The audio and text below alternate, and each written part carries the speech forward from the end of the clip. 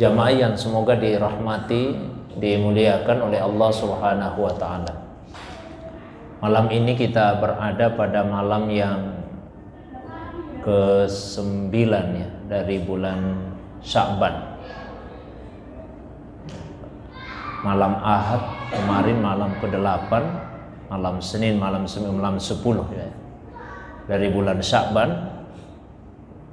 Itu artinya 5 hari ke depan malam Ahad ya, insyaallah kita akan memasuki malam pertengahan Sya'ban, malam nisfu Sya'ban.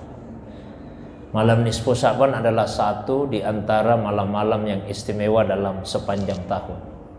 Karena itu untuk malam ini kita penting tangguhkan dulu lanjutan kajian tafsir. Sampaikan tentang keutamaan dan amalan bulan Sya'ban dan secara khusus pembahasan mengenai malam nisfu Sya'ban tersebut. Sya'ban menurut sebagian ulama kita berasal dari kata syaibah yang artinya adalah jalan di atas gunung, menunjukkan usaha untuk senantiasa meningkatkan kualitas diri kita. Ada juga ulama yang memahami Sya'ban itu dari kata yatasya'abun. Yatasya'abun artinya berpencar-pencar.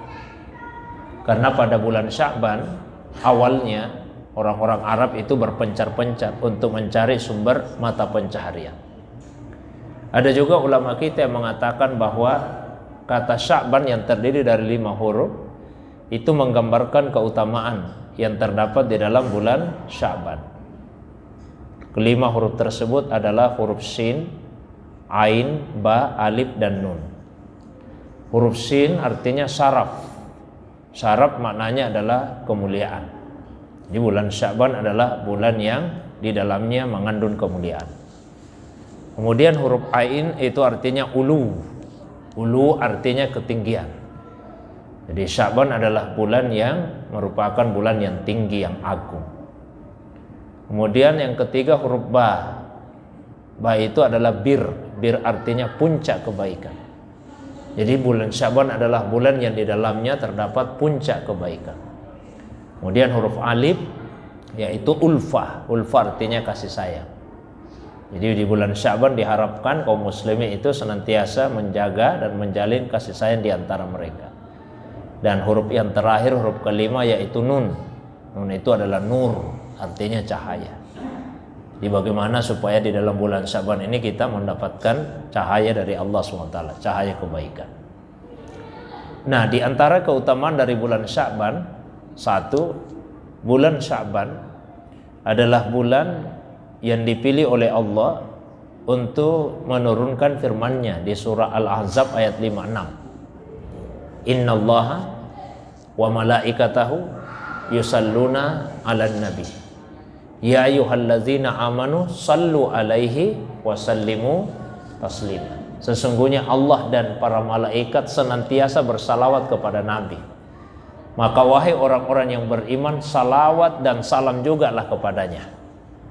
Nah, sehingga bulan Sya'ban itu oleh sebagian ulama dinamakan dengan bulan salawat.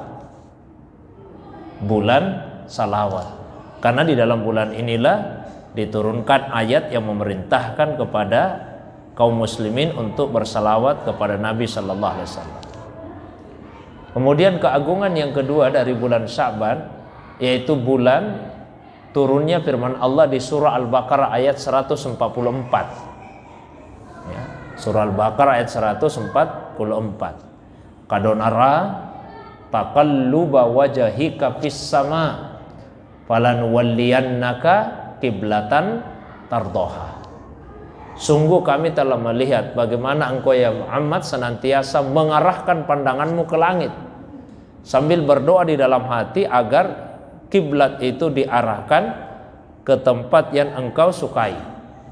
Nah, maka sekarang kami mengarahkanmu ke kiblat yang engkau senangi, yang engkau ridai itu.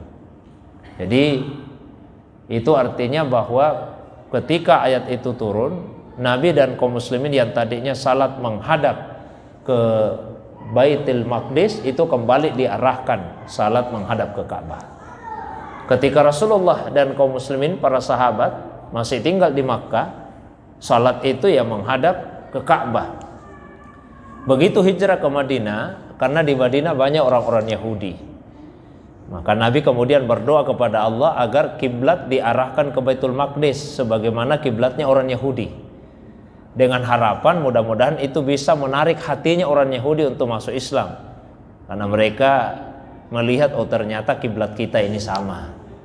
Tapi ternyata apa yang diharapkan oleh Nabi itu tidak terwujud. Sedikit sekali orang Yahudi yang masuk Islam.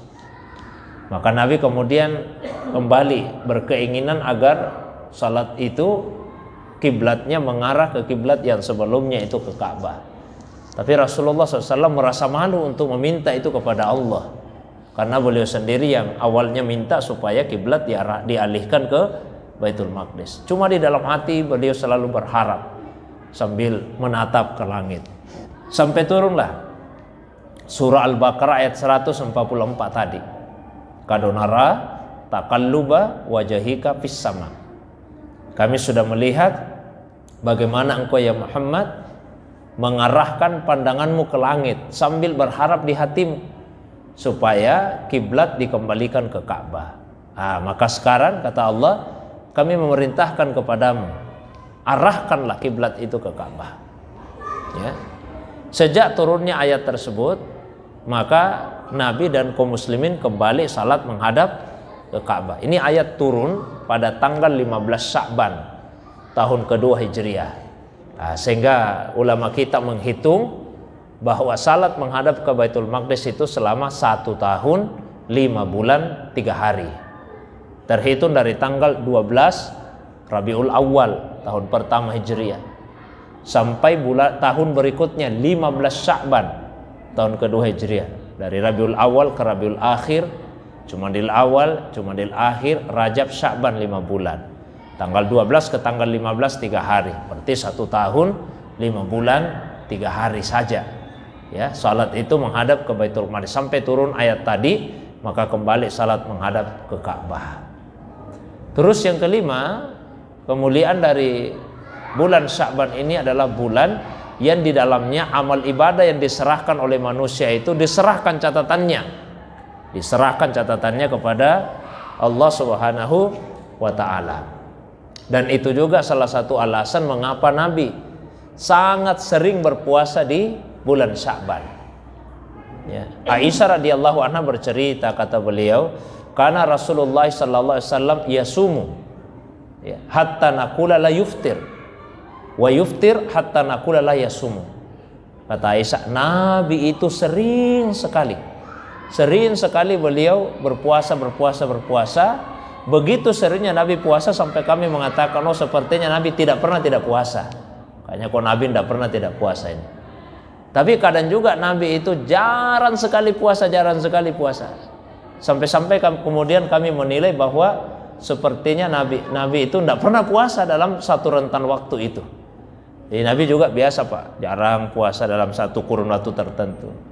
Nah, lalu Aisyah melanjutkan, wa ma istakmala Rasul sallam siyama sahrin illa Ramadan. Nabi itu tidak pernah utuh puasa 1 bulan kecuali bulan Ramadan.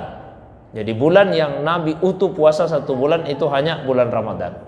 Wa ma ra'aituhu aksara siyaman minhu min Sya'ban. Dan saya tidak pernah melihat Nabi lebih banyak puasa sunnahnya dibandingkan puasa sunnah di bulan Sya'ban. Jadi puasa sunnah di bulan Sya'ban itulah puasa sunnah yang paling sering dilakukan oleh Nabi SAW. Maka Aisyah bertanya, ya Rasulullah, mengapa anda sering sekali puasa di bulan Sya'ban?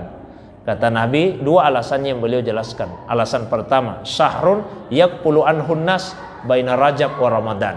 Sya'ban itu sering sekali tidak begitu diperhatikan oleh kaum muslimin, karena dia terletak di bulan Rajab dan bulan Ramadan. Rajab diperhatikan, ya, Ramadan lebih-lebih. Sya'ban terjepit di antara kedua bulan itu, biasa tidak begitu diperhatikan. Nabi ingin supaya bulan Sya'ban juga mendapatkan perhatian. Alasan kedua yang lebih penting, kata Nabi, syahrun turfa'u fihil amalu ila rabbil alamin. Sya'ban itu adalah bulan yang di dalamnya amal ibadah diserahkan catatannya kepada Allah. Wa ana uhibbu an turfa'a amali wa ana said. Dan saya ingin sekali ketika amalan saya itu diangkat, diserahkan catatannya kepada Allah, saya dalam keadaan puasa. Ya, jadi amal ibadah itu diserahkan catatannya kepada, ada yang langsung Pak, ada yang langsung saja. Begitu selesai dikerjakan langsung diserahkan. Salat 5 waktu contohnya. Ada amal ibadah yang diserahkan catatannya kepada Allah Subhanahu wa taala, ya, setiap hari. Kalau setiap hari itu di waktu subuh. Waktu subuh diserahkan lagi. Ya. Sebetulnya Allah SWT Maha tahu tanpa ada penyerahan itu pun. Tapi ini hikmahnya dikasih kita kesempatan. Mungkin ada yang berbuat dosa, lalu dia bertobat atas dosa itu, lalu dihapus, tidak usah lagi diserahkan catatannya. Nah, di waktu subuh. Itulah sebabnya di dalam Al-Quran pada surah Al-Isra, Allah SWT berfirman, Inna Qur'anal fajri kana mashhuda. Sesungguhnya bacaan di waktu subuh itu dihadiri oleh banyak malaikat. Bukan berarti salat zuhur, salat asar, salat maghrib, salat isya tidak dihadiri malaikat. Semua 5 waktu salat dihadiri malaikat. Bedanya kalau salat maghrib dan salat isya hanya dihadiri oleh malaikat yang bertugas malam. Kalau salat zuhur dan salat asar hanya dihadiri oleh malaikat yang bertugas siang. Tapi kalau salat subuh itu dihadiri oleh malaikat yang bertugas di malam dan di siang hari. Jadi yang tugas siang, tugas malam semua hadir. Karena di waktu subuh itulah malaikat pergantian shift lah kalau bahasa kita. Pergantian tugas antara yang jaga malam dengan yang tugas siang. Ada juga amal ibadah yang diserahkan catatannya setiap pekan. Setiap satu pekan diserahkan lagi. Itu hari Kamis. Dan itu juga salah satu alasan Nabi sering puasa di hari Kamis. Ketika beliau ditanya oleh Aisyah radhiyallahu anha, mengapa Nabi sering puasa di hari Kamis? Kata Nabi, hari Kamis itu adalah hari di mana amal ibadah diserahkan catatannya kepada Allah. Wa ana uhibbu an turfa amali wa ana sham. Saya senang kalau pada saat amal saya diserahkan catatannya saya dalam keadaan puasa. Nah, ada amal ibadah yang diserahkan catatannya setiap tahun. Nah, itu terjadinya di malam nisfu Sya'ban. Jadi setiap malam nisfu Sya'ban diserahkan lagi amal tahunan itu. Nah, dan buku catatan itu diperbaharui lagi oleh malaikat. Sudah selesai 1 tahun dicatat, catatan yang baru lagi. Maka malam nisfu Sya'ban itu punya beberapa nama. Dia dikasih nama Laila Mubarakah, malam yang diberkahi. Nisfu Sya'ban juga disebut dengan Lailatul Qismah, malam pembagian rezeki. Malam nisfu Sya'ban juga disebut dengan Lailatul Maghfirah, malam pengampunan dosa. Di hadis bahkan disebutkan innallaha yattali'u ala ibadihi fi lailatin nisfi min Sya'ban. Sesungguhnya Allah Subhanahu wa taala menampakkan diri kepada hambanya. Maksudnya rahmatnya dicurahkan sebanyak-banyaknya kepada hambanya fi lailatin nisfi min Sya'ban, pada malam pertengahan Sya'ban. Fayaghfiru li jami'i khalqih.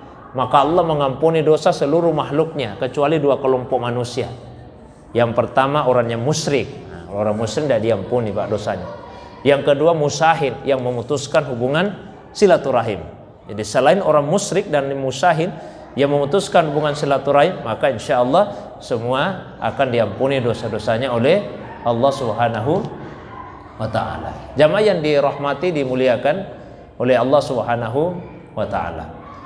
Nah, selain itu nisfu Sya'ban juga disebut dengan Lailatul Aidil Malaika, malam hari rayanya para malaikat. Malaikat juga berhari raya, dan hari rayanya itu pada malam pertengahan Sya'ban. Jadi usahakan di malam nisfu Sya'ban, malam Ahad ini nanti, ya, malam harinya itu gunakan untuk perbanyak zikir, perbanyak istighfar, mohon kepada Allah hajat kita, hajat dunia, hajat akhirat. Dan keesokan harinya puasa. Kalau bisa jangan hanya 1 hari, tapi di sepanjang bulan Sya'ban kita disunahkan untuk berpuasa. Seperti kata Aisyah tadi, saya tidak pernah melihat Nabi lebih banyak puasa sunnahnya dibandingkan puasa sunnah di bulan Sya'ban. Ya, tapi jika ada orang dari tanggal 1 Sya'ban sampai tanggal 15 Sya'ban tidak pernah puasa, maka kata Nabi, idza dakhala nisfu min Sya'ban fala tasumu. Nah, ya, kalau sudah masuk pertengahan Sya'ban, tidak usah lagi puasa. Itu kalau ada seseorang yang dia tidak pernah, ya, berpuasa pada separuh pertama dari bulan bulan Sya'ban tersebut. Jadi kalau tidak pernah puasa di separuh pertama bulan Sya'ban, maka kata Nabi sekali tidak usah lagi untuk berpuasa. Ya, karena dikhawatirkan 15 hari pertama tidak pernah puasa, nanti masuk pertengahan Sya'ban baru mau puasa. Begitu masuk Ramadan malah jadi lemas. Kata Nabi tidak usah lagi. Ya, kalau kita sudah terbiasa puasa dari tanggal 1 Sya'ban sampai pertengahannya, silahkan dilanjut. Hadis tadi tidak berlaku. Ya, sisakanlah 2 hari terakhir sebelum masuk Ramadan. 2 hari terakhir tidak usah lagi puasa. Kata Nabi, la tuqaddimu Ramadan biyaumin wala yaumain. Jangan mendahului puasa Ramadan dengan puasa 1 atau 2 hari sebelumnya.